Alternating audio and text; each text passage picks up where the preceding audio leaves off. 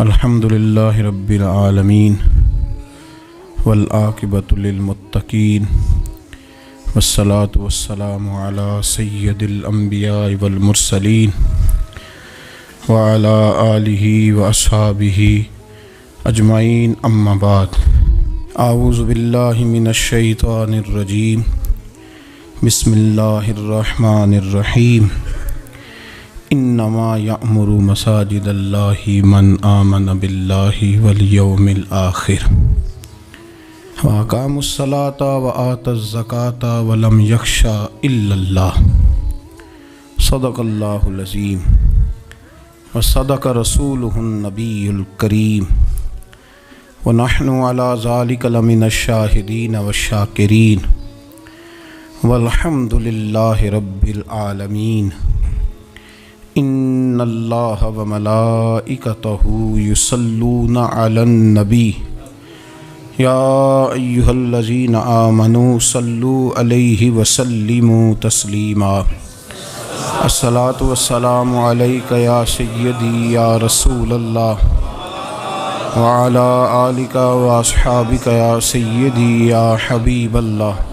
الصلاۃ والسلام علیک یا سیدی یا نبی اللہ، وعلی آلک واصحابک یا سیدی یا نبی اللہ۔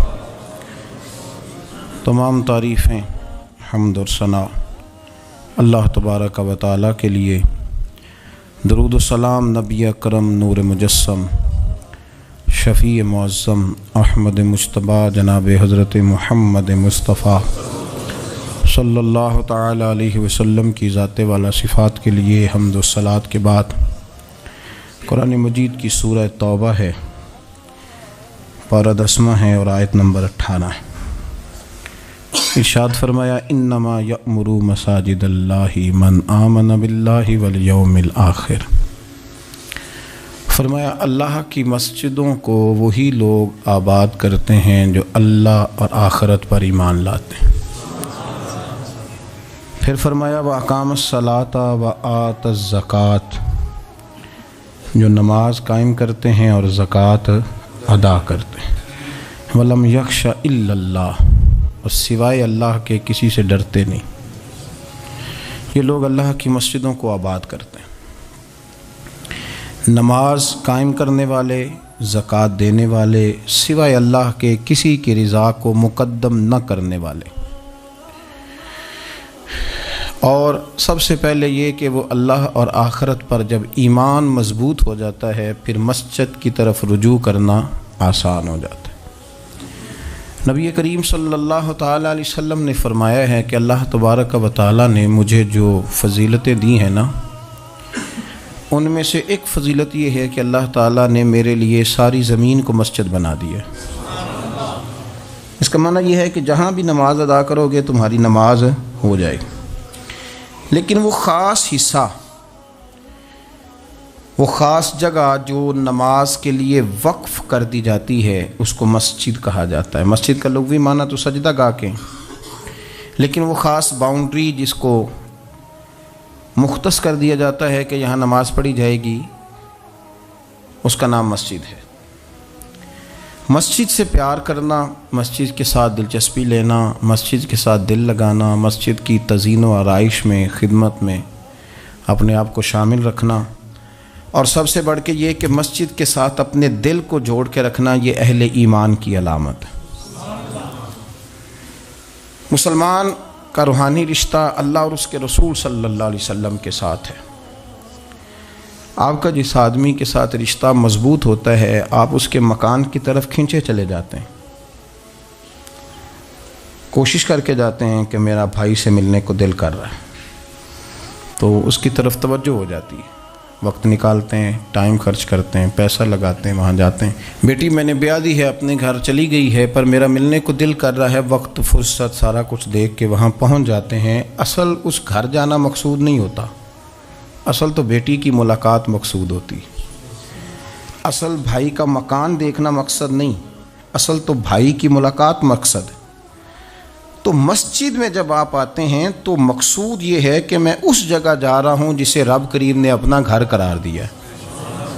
اب اس گھر کے ساتھ دلچسپی، اس گھر کے ساتھ آپ کا تعلق مضبوط ہوتا چلا جاتا ہے۔ رسول کریم صلی اللہ علیہ وسلم نے فرمایا ہے کہ زمین پر جو گھر سب سے پہلے بنایا گیا، جو مسجد سب سے پہلے بنائی گئی، وہ بیت اللہ شریف، مسجد الحرام، اور فرمایا جب ساری دنیا فنا ہو جائے گی تو جو جگہیں باقی رہ جائیں گی وہ مسجدیں، وہ حصہ جس پہ مسجد تعمیر کر لی جاتی ہے وہ حصہ باقی رہے گا۔ مسلمانوں کے اندر جہاں چیزیں بڑی تیزی کے ساتھ پھیلی اور ہماری دلچسپیوں کا رخ جب سے دنیا داری کی طرف زیادہ بڑھا تو مسجد سے بھی تھوڑا سا لوگوں کا رجحان کم ہوا ہے۔ ایک تو لوگ مسجد میں دیر سے آتے ہیں اور پھر جلدی جانے کا شوق رکھتے ہیں۔ کبھی ہم دیکھتے تھے کہ اسکول کا گیٹ بہت بڑا ہوتا تھا لیکن چھٹی کے ٹائم تنگ پڑ جاتا تھا۔ یہی حال مسجد میں جب نماز ختم ہوتی ہے تو اس وقت ہوتا ہے۔ پتہ نہیں کتنے ضروری کام ہیں جو پیچھے ہیں، کون سی ایسی چیز ہے جو دھکیل رہی ہے۔ بچے تو اپنے آپ کو بڑی قید میں سمجھتے تھے اس لیے جایا کرتے تھے، لیکن مسجد سے اس تیزی سے نکلنا، نماز پڑھنے والوں کی نماز کا خیال نہ کرنا، کسی کی تکلیف کا احساس نہ کرنا اور شدت کے ساتھ وہاں سے نکلنے کی کوشش کرنا، اس عمل پر جب غور کیا جائے تو برے خیالات ذہن میں آتے ہیں۔ ایسی چیزیں ذہن کے اندر آتی ہیں جن کا ایک مسلمان کے حق میں ہونا ٹھیک نہیں۔ میرے نبی پاک صلی اللہ تعالیٰ علیہ وسلم نے ارشاد فرمایا، قریب محبوب فرمانے لگے کہ 7 شخص ایسے ہیں کہ قیامت کے دن اللہ کے عرش کے سائے کے علاوہ سایہ نہیں ہوگا، تو رب کریم ان 7 بندوں کو اپنے عرش کا سایہ عطا فرمائے گا۔ وہ 7 لوگ ہیں، ان میں سے نبی پاک صلی اللہ تعالیٰ علیہ وسلم نے ایک شخص وہ بیان کیا کہ جو نماز پڑھ کے مسجد سے نکل تو جاتا ہے پر اس کا دل مسجد کے ساتھ جڑا رہتا ہے، اس کی طبیعت مسجد کے ساتھ لگی رہتی ہے کہ اللہ کے گھر سے ہو کے آیا ہوں، مجھے دوبارہ اللہ کے گھر جانا ہے۔ اس کا دل لگا رہتا ہے، جڑا رہتا ہے، وہ انتظار کرتا ہے کہ دوبارہ کب میں نے مسجد میں جائیں۔ یہ رویہ نہیں اس کا ہونا چاہیے کہ وہ کہے اوہو سردیوں میں تو بس نماز ہی نماز رہ گئی ہے، اعتراض نہ کرتا پھرے، بلکہ وہ اس کا دل جڑا رہے۔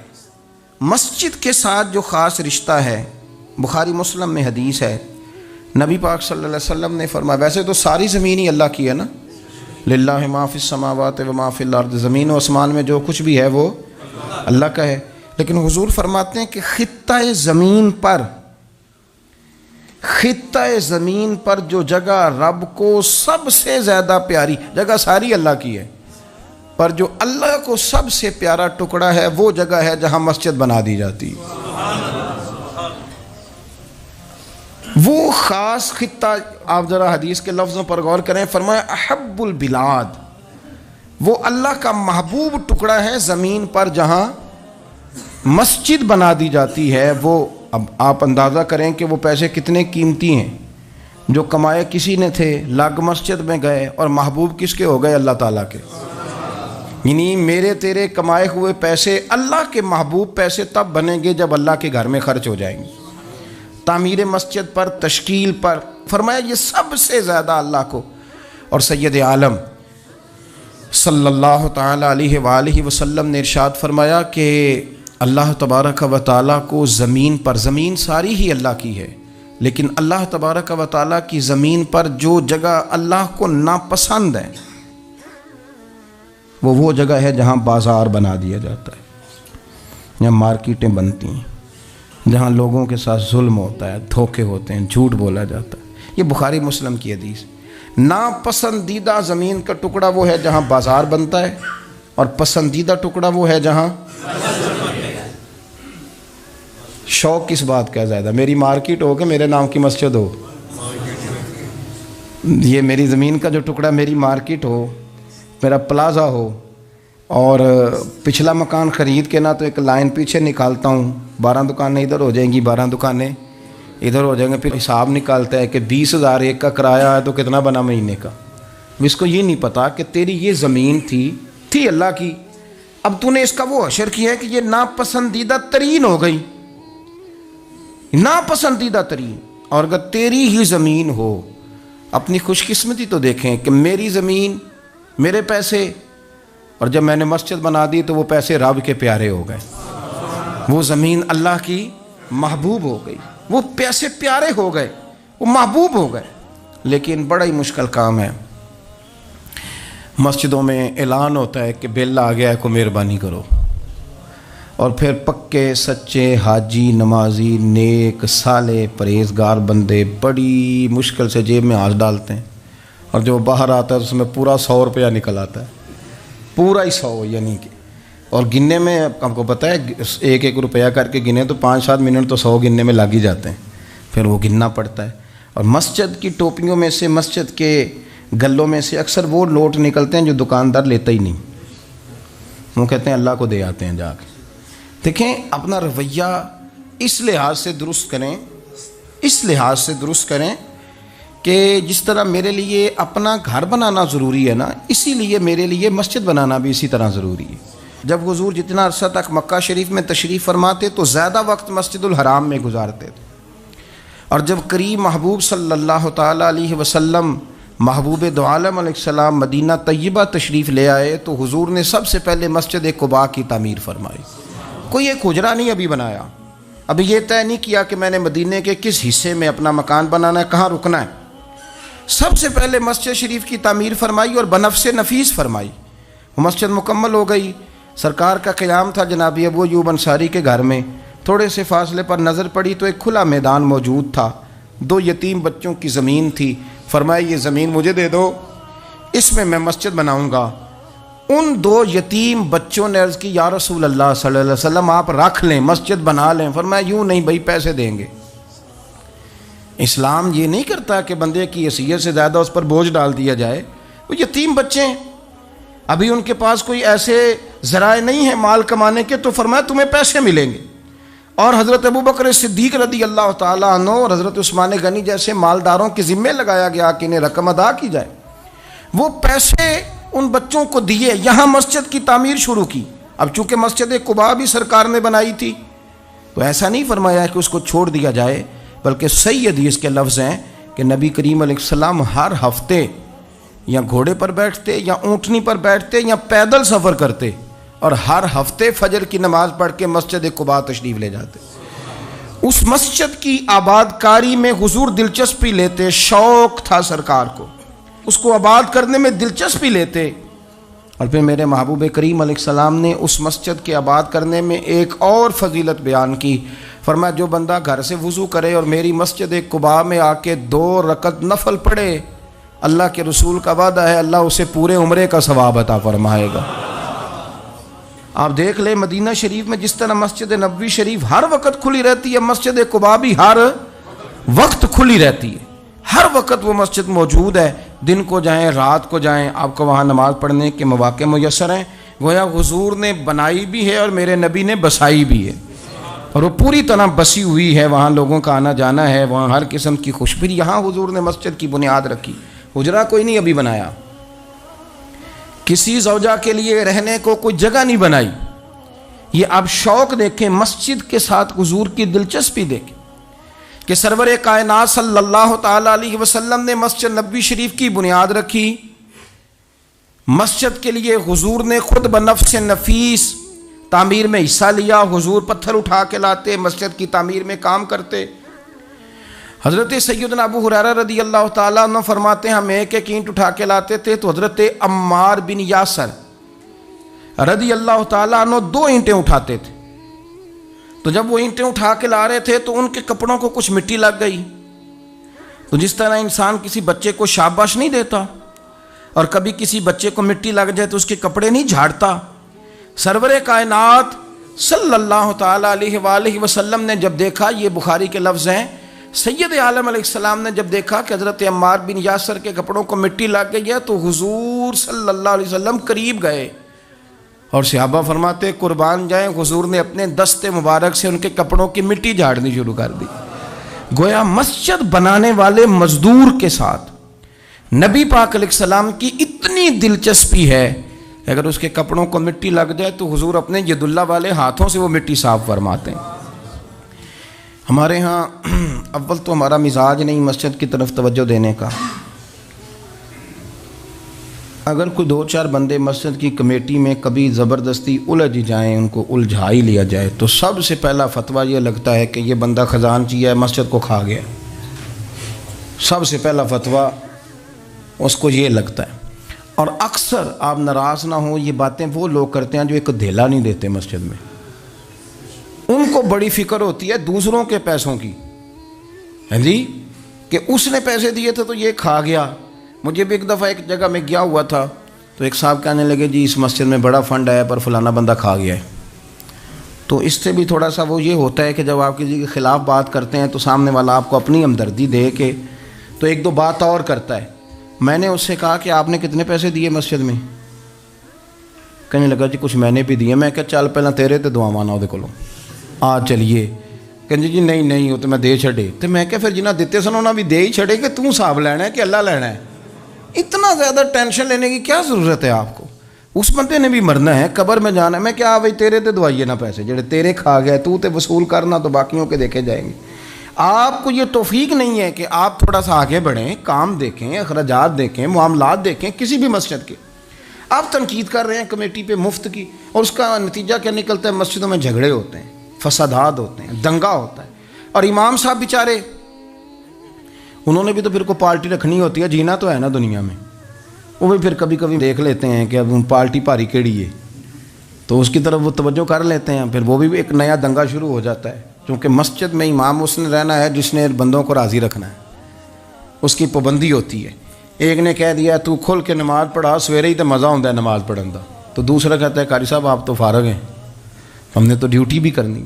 مسجد کی آباد کاری میں آپ حصہ لیں، چیزوں کو دھیڑنے میں آپ کردار نہیں ادا کریں، کیونکہ مسجد اللہ کی رضا کے لیے۔ اور میرے نبی پاک علیہ السلام نے فرمایا جس نے اللہ کی رضا کے لیے مسجد بنائی اس نے اپنے لیے جنت میں مکان تعمیر کرا لیا ہے۔ شرط یہ ہے کہ اللہ کی رضا کے لیے پارٹی بازی کے طور پر مسجد نہ بنائے، رضا الہی کے لیے مسجد بنائے۔ اس نے اپنے لیے جنت میں مکان بنا لیا ہے۔ مسجد کے ساتھ دلچسپی ہونی چاہیے، مسجد کی صفائی کریں، مسجد کے ساتھ آپ دیکھیں کہ کون سا بلب خراب ہے، اس بلب کو آپ چینج کر دیں۔ آ کے تنقید کر کے چلے جانا کہ فلانا بندہ فلانا کام نہیں کرتا، یہ تو بڑا آسان کام ہے، یہ تو آپ کسی سے بھی کرا لیں۔ یہ تو لیکچر ساری دنیا دیتی ہے کہ فلانا غلط ہے، فلانا غلط ہے۔ چیزوں کو غلط کہنا، بندوں کو غلط کہنا یہ آسان ہے، لیکن غلط چیزوں کو ٹھیک کر لینا یہ مشکل کام ہے۔ یہ والا میرے بھائی فریضہ سر انجام دیں، کوشش کریں کہ مسجد کے آپ قریب آئے۔ حضرت تمیم داری رضی اللہ تعالیٰ عنہ میرے نبی کریم کے صحابی ہیں، انہوں نے نا سب سے پہلے مسجد میں آ کے چراغ جلایا تھا۔ اتنے راضی ہوئے میرے نبی پاک، اتنے راضی ہوئے، فرمایا تمیم تو نے مسجد میں چراغ نہیں جلایا، تو نے تو اپنی قبر روشن کر لی ہے، اور فرمایا تم نے تو مکمل نور حاصل کر لیا ہے، مکمل۔ اور خاص حضور نے ڈیوٹی لگائی سیدنا بلال حبشی کی، وہ مسجد کا خیال کرتے، مسجد پہ توجہ دیتے، مسجد نبوی میں کون سی چیز کہاں کس انداز میں کرنی ہے، حضرت بلال وہ خدمت سر انجام دیتے۔ نبی پاک علیہ السلام مسجد کے لیے مختلف اوقات میں مختلف احکام جاری کرتے۔ پہلے سرکار دو عالم صلی اللہ علیہ وسلم نے ایک دروازہ مخصوص کر دیا تھا، فرمایا بھئی ایک فیصلہ میرا یہ ہے کہ اس گیٹ سے صرف عورتیں آئیں گی، مرد نہ داخل ہوں۔ حضور نے وقف کر دیا عورتوں کے لیے۔ پھر ایک وقت ایسا آیا کہ نبی پاک صلی اللہ علیہ وسلم کے بہت سارے صحابہ نے، جن کے گھر مسجد کے بالکل ساتھ ساتھ تھے، انہوں نے مسجد کے اندر دروازے کھول لیے تھے، مسجد میں آیا کرتے تھے۔ اللہ کے رسول صلی اللہ علیہ وسلم نے فرمایا بھی اب جماعت کا وقت ہوتا ہے اور بالکل دروازہ مسجد کے اندر تم نے کھولا ہوا ہے تو کچھ چیزوں میں مشکل پیدا ہوتی ہے، لہذا سارے دروازے بند کر دو، ایک دروازہ کھلا رہے، اور وہ ہے جناب ابو بکر صدیق کا۔ وہ آج بھی کھلا ہے مسجد نبوی میں، اس کو وہ دروازے کو بند نہیں کرتے، کبھی ضرورت ہو تو وہ آگے کوئی کنات لگا دیتے ہیں، دروازہ وہ ہمیشہ کھلا رہتا ہے، اس لیے کہ اس کو میرے نبی پاک نے کھولا ہے، وہ دروازہ کھلا رہتا ہے۔ حضور نے مختلف اوقات میں مسجد کی تزئین و آرائش میں، اس کی وسعت میں دلچسپی کا اظہار کیا۔ حضرت بلال جھاڑو دیتے، آنے والے لوگوں کا خیال کرتے۔ مجھے کہہ لینے دیں، اس کو سیاسی نہ رہنا سمجھے، مجھے کہنے دیں، اور میں بہت ساری احادیث اور بہت ساری سیرت کی کتابوں کا نچوڑ ایک جملے میں بیان کرتا ہوں۔ مسجد نبوی ایک پارلیمنٹ ہاؤس کا درجہ رکھتی تھی، اسی میں سارے فیصلے ہوتے تھے، اسی کے اندر کافروں کے ساتھ جو معاملات تھے وہ طے ہوتے تھے، اسی میں ہر چیز سیٹ ہوتی تھی۔ مسجد کے اندر ہماری سیاست ناپاک اس لیے ہوئی ہے کہ ہم نے مسجد سے باہر نکال دی۔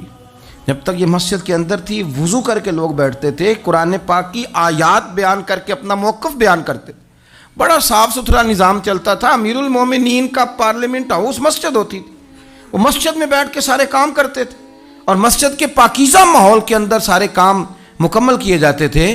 حضرت سیدنا بلال حبشی کی ڈیوٹی تھی، جن لوگوں نے مسجدیں بنائی ہوتی ہیں ان کو مسجدوں سے پیار بھی بڑا ہی ہوتا ہے، اور میں اکثر آئمہ مساجد کو میں نے دیکھا ہے، امام صاحب نہ بیچارے پہلے انہوں نے بندہ تلاش کرنا ہوتا ہے جو ان کی جگہ پہ نماز پڑھائے، پھر انہوں نے کہیں جانے کا وعدہ کرنا ہوتا ہے، پھر وہ 15 فون کرتے ہیں، فلانے کے پاس چابیاں ہیں وہ لے کے جماعت کرا دینا، بڑا پیار کرتے ہیں مسجد سے بڑا، لیکن اس بیچارے کا ایک قدم بھی مسجد میں پکا نہیں ہوتا۔ سارے نمازی غلطی کر لیں، بھول جائیں تو بچ جاتے ہیں، ان کو کوئی مسجد سے نہیں نکالتا، لیکن امام کبھی کسی موقع پر کسی بھی جگہ کو 2-4 جگہ پہ چھٹی کر لے، کوئی غلطی کر لے تو فارغ ہو جاتا ہے۔ حالانکہ سب سے زیادہ دلچسپی اس کی ہوتی ہے مسجد کے ساتھ۔ ہم مسجد کی آباد کاری میں جب ذوق پیدا کریں گے، نبی پاک صلی اللہ علیہ وسلم جب سفر پہ جاتے تھے تو سب سے آخر میں مسجد نبوی شریف میں آتے، نماز پڑھتے، اور جب سفر سے واپس آتے تو سب سے پہلے مسجد میں آتے، نماز ادا کرتے۔ حضرت بلال حبشی مسجد کی خدمت کرتے تھے، پھر حضور کے وصال کے بعد وہ ملک شام تشریف لے گئے،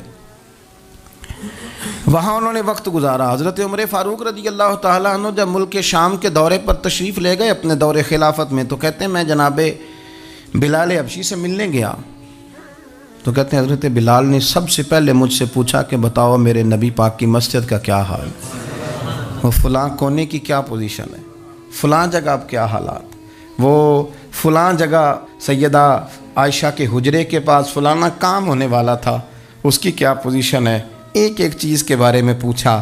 کیا خوبصورت فرمان ہے حضرت عبداللہ ابن مسعود کا، آپ فرمایا کرتے اللہ کا کوئی بندہ جب مسجد میں کسی مخصوص جگہ نماز پڑھتا ہے نا، تو جب وہ کچھ دن نہیں آتا تو مسجد اس کا انتظار کرتی، مسجد اسے ڈھونڈتی ہے، مسجد پوچھتی ہے وہ کدھر گیا، قربان جاؤں۔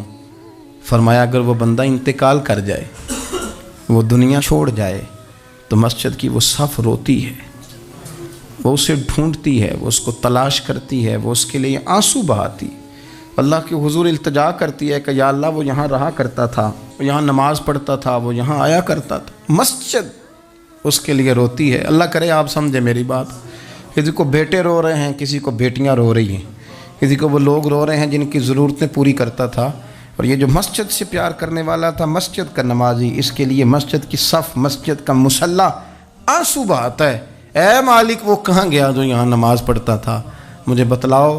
جس کو مسجد یاد کر کے روئے گی، پھر اس کی قبر پہ اللہ کتنی رحمتوں کا نزول فرمائے، پھر اس کے اوپر کس قدر کرم کی برکھا برسے، اسے کس قدر نوازا جائے گا جس کے لیے مسجد روئے گی، مسجد کا یہ اعزاز ہوگا جس کے لیے۔ ایک صحابی نے عرض کیا تھا کہ یا رسول اللہ صلی اللہ علیہ وسلم میں نابینا ہوں، مجھے نظر نہیں آتا، اجازت ہے گھر میں نماز پڑھ لوں؟ تو میرے کریم علیہ السلام نے فرمایا تیرے کانوں میں اذان کی آواز جاتی ہے؟ حضور جاتی ہے۔ فرمایا پھر گھر نہ پڑھ، پھر مسجد آ کے پڑھ، پھر تو مسجد میں آیا کر، تو نماز پڑھا کر، تیرے کانوں میں آواز جاتی، لہذا تو مسجد میں آیا کر، یہاں آ کے نماز پڑھا کر۔ بہت سارے لوگ ہیں عدم دلچسپی، ہاں گھر میں بھی نماز پڑھنی چاہیے، مشکات میں حدیث ہے، نبی پاک علیہ السلام نے فرمایا اپنے گھروں میں مسجدیں بناؤ، یعنی ایک جگہ مخصوص کرو ہاں جہاں صرف نماز پڑھی جائے گی۔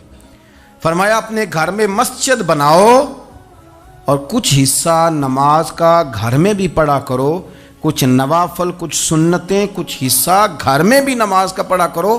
فرمایا اپنے گھر کو قبرستان نہ بناؤ۔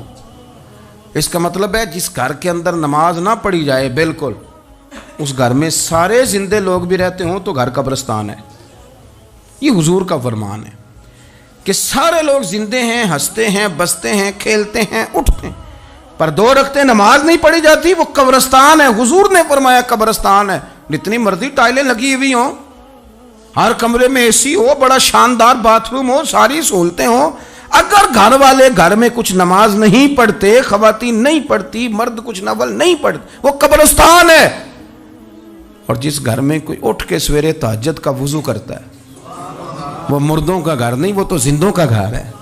بچوں کو تکلیف تو ہوتی ہے جب سویرے بوڑھے اٹھ کے تہجد کا وضو کرتے ہیں، کیونکہ ان کے سونے کا ٹائم ہی وہ ہوتا ہے جب بابے اٹھ جاتے ہیں۔ بابا جی سویرے اٹھ کے وضو کر رہے ہوتے ہیں تو بچہ تنگ ہوتا ہے، تو دیکھو جی مطلب چونکہ اس نے تو سونا ہی اس وقت ہے جب دنیا کے جاگنے کا وقت ہے، لیکن اس کو پتہ نہیں جب تیرے گھر میں کوئی تہجد کا وضو کرتا ہے تو رب راضی کتنا ہوتا ہے۔ ہو سکتا ہے تیری بھی بڑی خطائیں اس کی وجہ سے معاف ہو جاتی ہیں، اس کا بوڑھا باپ، اس کا دادا، اس کا نانا سویرے اٹھ کے نماز پڑھنے لگا ہے۔ ہم کیوں نہیں اس بات کو سمجھتے کہ مسجد کے ساتھ ہماری دلچسپی، اللہ کے گھر کے ساتھ ہمارا تعلق، میرے نبی کریم صلی اللہ تعالی علیہ وسلم نے فرمایا میں نے جنت کے اندر دیکھا کہ کس عمل کا ثواب زیادہ ہے، تو فرمایا میں نے سب سے زیادہ اجر والے جو اعمال دیکھے ان میں ایک عمل یہ ہے کہ جو بندہ مسجد کی صفائی کر کے کچھ کوڑا مسجد سے باہر نکال دے گا، رب کریم اسے جنت میں بڑا درجہ عطا فرما دے گا۔ لیکن یہ تو کام کرے گا کوئی غریب آدمی، ناراض نہ ہونا، مسجد میں جھاڑو دے گا کوئی۔ میں نے اپنے لاہور والے سارے پیر بھائیوں کو بلایا تھا، کچھ دن ہوئے، میں نے ان کو نصیحت کی تھی کہ آپ اپنے علاقے کی مسجد کی صفائی کیا کریں، اور ساتھ میں نے انہیں کہا تھا کہ یہ میرا اپنے حکم سمجھنا ہے کہ مسجد کے انتظامی معاملات میں مداخلت نہیں کرنی، اپنی مسجد محلے کی میں جائیں اور جا کے جھاڑو دیں۔ بابا فرید صاحب رحمۃ اللہ علیہ فرمایا کرتے تھے جو چاہتا ہے اس کے دل کو سکون ملے تو وہ اللہ کے گھر میں جھاڑو دیا کرے، اور خود اپنے آپ سے کہا کرتے تھے اٹھ فریدہ ستیا جھاڑو دے مسیت، تو ستیں رب جاگدا تیری ڈاڈے نال پرید۔ مسجد کی صفائی کر، لیکن یہ بھی غریبوں کے حصے میں آیا۔ امیر بندہ تو 50,000 روپیہ دیتا ہے مسجد میں، کہتا ہے واکر خرید لو، پھر اس کے بعد قاری صاحب سے آ کے کہتا ہے کہ تو واکر لے کے دیتا سی، صفائی کیوں نہیں کراندے؟ تو اگر کوئی غریب آدمی ذرا ڈرتے ڈرتے لقمہ دیتا ہے تگڑے بندے کو، ڈرتے ڈرتے وہ اسے کہہ ہی دے نا کبھی کہ قاری صاحب کو صفائی نہیں کرائی دی، تو پھر امیروں کے پاس ایک اور بھی جملہ ہے، وہ کہتے ہیں انہیں کہڑا آپ کرنی بالا کو نہیں کرانی، تو میں کہ تسی اپنے بالا کو کرا لو، لیاؤ بالا نال، وہ نہیں کرتے صفائی۔ اگر آپ کے بچے آپ کے کہنے پہ صفائی نہیں مسجد کی کرتے تو قاری صاحب کے کہنے میں کب صفائی کریں گے؟ قاری صاحب کے پاس بھی بچوں کی اماں آ جاتی ہے، وہ آ کے کہتے ہیں مولوی تو 8,000 کا ہے اور میرا بچہ 1.5 کروڑ کا ہے، میرے سے پیسے لے کے صفائی والا بندہ رکھ لے، میرا بچے نے اسکول جانا ہوتا ہے، سبق سنانے آتا ہے کہ صفائیاں کرنے آتا ہے۔